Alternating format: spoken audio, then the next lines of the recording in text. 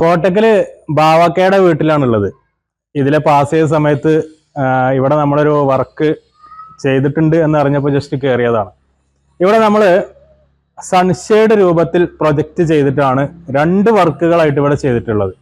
വീടിന്റെ 2 വശങ്ങളിലും ഒരു സൺഷെയ്ഡ് ആയിട്ട് പ്രൊജക്റ്റ് ചെയ്ത് പില്ലർലെസ് ആയിട്ട്, പില്ലറുകളൊന്നും കൊടുക്കാതെ 1 ഇഞ്ച് സ്ഥലം പോലും നഷ്ടപ്പെടുത്താത്ത രൂപത്തിലാണ് ഈ ഒരു വർക്ക് നമ്മൾ ചെയ്തിട്ടുള്ളത്. ഇതിനൊരു പ്രത്യേകത കൂടി ഉണ്ട്. അതായത് ഇത് നമ്മൾ ആദ്യം ചെയ്ത സമയത്ത് ഇത്ര സൈസ് ഇല്ലായിരുന്നു. ആദ്യം ചെയ്ത സമയത്ത് ഈ ഒരു സൈസ് കുറവായിരുന്നു. അതിൻ്റെ ഈ ഒരു ഭാഗത്തേക്ക് ഫുള്ളായിട്ട് എക്സ്റ്റെൻഡ് ചെയ്തിട്ടാണ് പിന്നെ അത് ചെയ്തിട്ടുള്ളത്. ജസ്റ്റ് ഇവിടെ വന്ന് അവസാനിക്കായിരുന്നു ഇത് ചെയ്തിട്ടുണ്ടായിരുന്നത്. ഈ ഒരു പോർഷൻ ടോട്ടലി നമ്മൾ രണ്ടാമത് ചെയ്തെടുക്കുകയാണ് ചെയ്തിട്ടുള്ളത്. ഇതിനോട് എക്സ്റ്റെൻഡ് ചെയ്ത് കസ്റ്റമറുടെ ആവശ്യപ്രകാരം, കസ്റ്റമർ വർക്ക് കഴിഞ്ഞതിന് ശേഷം വീണ്ടും കമ്പനിയായിട്ട് ബന്ധപ്പെട്ടിരുന്നു. കസ്റ്റമറുടെ ആവശ്യം ഇത് ഒന്നും കൂടി എക്സ്റ്റെൻഡ് ചെയ്തിട്ട് ചെറിയൊരു ഭാഗം കൂടി നമുക്ക് അതിലേക്ക് യോജിപ്പിച്ച് ചെയ്യാനുണ്ട് എന്നുള്ളതായിരുന്നു.